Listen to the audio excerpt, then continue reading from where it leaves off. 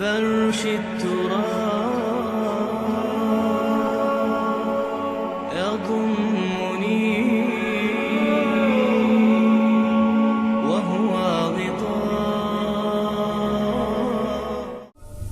کوئی شخص یقین کے ساتھ نہیں کہہ سکتا کہ اب حالات کا کیا رخ ہوگا، اس لیے کہ ظاہر بات ہے قرآن مجید میں مستقبل کے بارے میں خود حضور سے کہلوایا گیا، وَإِنْ أَدْرِي أَقَرِيبٌ أَمْ بَعِيدٌ مَا تُوعَدُونَ. لوگوں مجھے معلوم نہیں ہے کہ جس بات کی تمہیں خبر دی جا رہی ہے وہ قریب آ چکا ہے یا دور ہے. وَإِنْ أَدْرِي لَعَلَّهُ فِتْنَةٌ لَكُمْ وَمَتَاعٌ إِلَىٰ حِينٍ. اور میں نہیں جانتا، ہو سکتا ہے اللہ کچھ اور مہلت دے دے تمہیں، اور کچھ اور آزمائش جو ہے اس کے لیے تمہارے لیے کوئی اور مہلت عطا فرما دے، ہو سکتا ہے. تو میں بھی کسی دعوے سے نہیں کہہ رہا، لیکن دو امکانات ہیں. امکان نمبر ایک کیا ہے؟ ابھی عالم اسلام کا ایک سالڈ بلاک ہے جو یہودی ورلڈ آرڈر کی نگاہوں میں کھٹک رہا ہے. میں کھٹکتا ہوں دل یزدہ میں کانٹے کی طرح. اگرچہ ان کی اسٹریٹجی کیا ہے، ایک ایک کر کے ان کے حصے بکھرے کر کے تیا پانچا کرو. ابھی وہ بلاک کون سا ہے؟ ایران ہے، افغانستان ہے، پاکستان ہے، اور روسی ترکستان سے آزاد ہونے والی جو ریاستیں ہیں. یہ ایک سالڈ بلاک. یہ عجمی مسلمان عربی نہیں، عربی گئے، یہ نوٹ کر لیجئے. اس لیے کہ عربوں کو اللہ نے فضیلت دی تھی، محمد ان میں سے تھے صلی اللہ علیہ وسلم، یہ رتبہ بلند ملا جن کو مل گیا. لیکن ساتھ ہی اللہ نے دھمکی بھی دے دی تھی سورہ محمد میں، ان تتولوا یستبدل قوما غیرکم. اگر تم پیٹھ دکھا دو گے اس مشن کو جو ہم نے تمہارے حوالے کیا ہے، تمہیں ہٹائیں گے، کسی اور کو لے آئیں گے. اور یہ بات ہو چکی ہے 13ویں صدی عیسوی میں. 1258 میں جب سقوط بغداد ہوا ہے، عربوں کے ہاتھ سے عالم اسلام کی قیادت چھین لی گئی، معزول کر دیا. اس کے بعد قیادت کن کے ہاتھوں میں آئی؟ ترکوں کے ہاتھ میں. ترکان تیموری ہندوستان میں، ترکان صفوی ایران میں، ترکان سلجوقی مڈل ایسٹ میں، اور ترکان عثمانی کا تو کہنا ہی کیا ہے. وہ ایشیا مائنر سے چل کر آپ کو معلوم ہے کہ مشرقی یورپ کا کتنا بڑا علاقہ، دی گریٹ آٹومان امپائر کی صدی کے آغاز تک قائم تھی. اس صدی میں عجیب عجیب معجزے ہوئے ہیں. گریٹ آٹومان امپائر جو 3 بر اعظموں پر محیط، نام و نشان ختم. دی گریٹ USSR، نام و نشان ختم. اب تو روس صاحب ایک ملک کی حیثیت سے رہ گئے. یہ اس صدی میں دو اور وقت نہیں ہے میں اور آپ کو کیا بتاؤں. اس صدی میں تو بڑے بڑے عجیب عجوبے ہوئے ہیں. بڑی 2 عظیم جنگیں ہو چکی ہیں، تیسری جو ہے سر پر کھڑی ہے، دور نہیں ہے، جس کو حدیث میں کہا گیا ہے الملحمۃ العظمیٰ، تاریخ انسانی کی عظیم ترین جنگ. اور وہی صلیبی جنگ جس کا آغاز بوسنیا سے ہو چکا ہے. بہرحال اس وقت جو میں کہہ رہا تھا، ورنہ میرے پاس تو یعنی یہ کہ درد دل کہنے کے لیے وقت نہیں ہے، مجھے اپنی بات کو محدود کرنا پڑ رہا ہے. لیکن میں اب آ رہا ہوں اصل موضوع کی طرف، کہ ایک امکان تو یہ ہے کہ اس بلاک میں اسلام کا احیاء ہو، اور اس کے لیے کچھ نویدیں بھی موجود ہیں احادیث نبویہ میں. وہ تو آپ نے سنا ہوگا اقبال کا شعر، میرے عرب کو آئی ٹھنڈی ہوا جہاں سے، میرا وطن وہی ہے، میرا وطن وہی ہے. حدیث میں آتا ہے یخرج ناس من المشرق یؤتون للمہدی، یعنی سلطان ہی. مشرق سے فوجیں نکلیں گی یہ جو کہ مہدی کی حکومت قائم کریں گی، اور یہ ہوں گے حضرت فاطمہ کی نسل ہی سے رضی اللہ تعالی عنہا. لیکن عالم عرب کے اندر پھر ایک طاقت بن کر ابھریں گے، باطل کی قوتوں کے خلاف جہاد کریں گے. لیکن ان کو مدد آئے گی 2 طرف سے.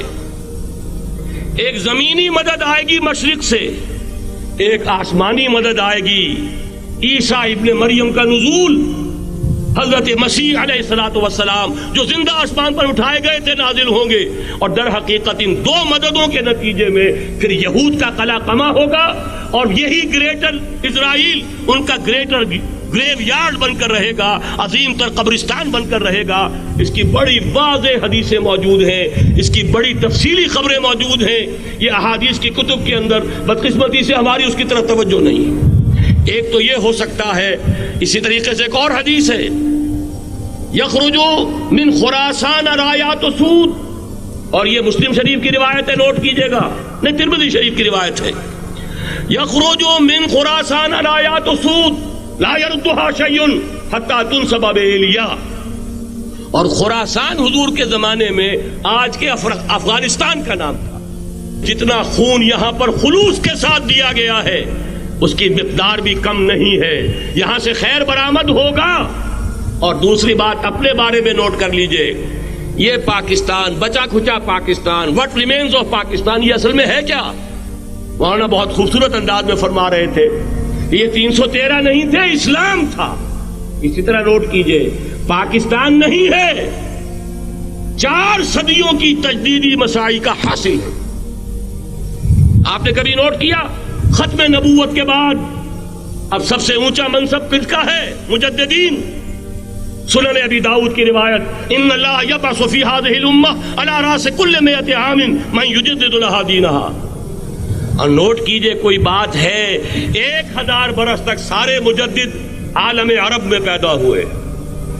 جیسے ہی دوسرا 1000 سال شروع ہوا، الف ثانی کا مجدد اعظم شیخ احمد سرہندی کہاں تھا؟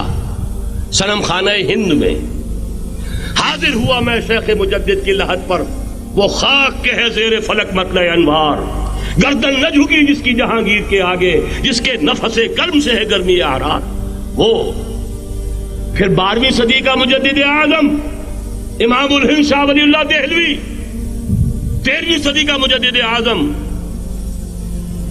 سید احمد بریلوی، اس کے خون کا امین اور اس کے ساتھ کے شہداء کے خون کا امین، ان کے جسموں کا امین آپ کا خطہ ہزارہ، آپ کا خطہ سوات، اس میں ان کی جانیں ہیں جو دی گئی ہیں. اور وہ نہایت میں آپ سے عرض کر دوں، دور صحابہ کے بعد اتنا خالص اسلامی جہاد پوری مسلمان تاریخ میں نہیں ملے گا جتنا وہ تحریک شہیدین کا.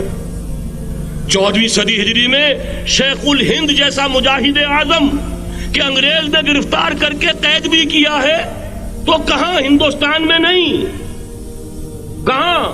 جزیرہ سائرس، کیا نام تھا؟ مالٹا، جزیرہ مالٹا بحر روم میں. اقبال کے نفس سے ہے لالے کی آگ تیز، ایسے غزل سرا کو چمن سے نکال دو. کہیں ہندوستان کی کسی جیل میں ہوا تو شاید اس کے نفس کی گرمی ہی سے کوئی حرارت پیدا ہو جائے. اور اسی صدی میں 14ویں صدی ہجری میں اقبال جیسا مفکر، اسی 14ویں صدی ہجری میں مودودی جیسا مصنف، اسی 14ویں صدی ہجری میں مولانا الیاس جیسا مبلغ رحمہم اللہ، عظیم شخصیتیں. آج پورے عالم اسلام میں آپ کو تبلیغی دوست ملیں گے. یہ کہاں سے شروع ہوئی تحریک؟ دہلی کی ایک چھوٹی سی مسجد سے. وہ مسجد بنگلے والی اب تو بڑی عالیشان ہو گئی ہے، جب وہاں شروع ہوا تھا کام بڑی چھوٹی سی مسجد. یہ سارے کام یہاں کیوں ہوئے؟ پورا عالم اسلام آزاد ہوا، کہیں نعرہ اسلام کا نہیں لگا، کہیں عرب قومیت پر، کہیں کسی اور عصبیت پر تحریکیں چلی ہیں. صرف تحریک پاکستان تھی کہ پاکستان کا مطلب کیا؟ لا الہ الا اللہ. کوئی سبب ہے کہ یہاں قرارداد مقاصد پاس ہوئی، حاکمیت اللہ کی ہے کہ اکبر نام لیتا ہے خدا کا اس زمانے میں. یہ سارا ماضی سامنے رکھیے اور حضور کی دی ہوئی پیشن گوئیوں کا مستقبل سامنے رکھیے. ان دونوں سے ثابت ہوتا ہے اس خطہ ارضی سے کچھ ہونا ہے.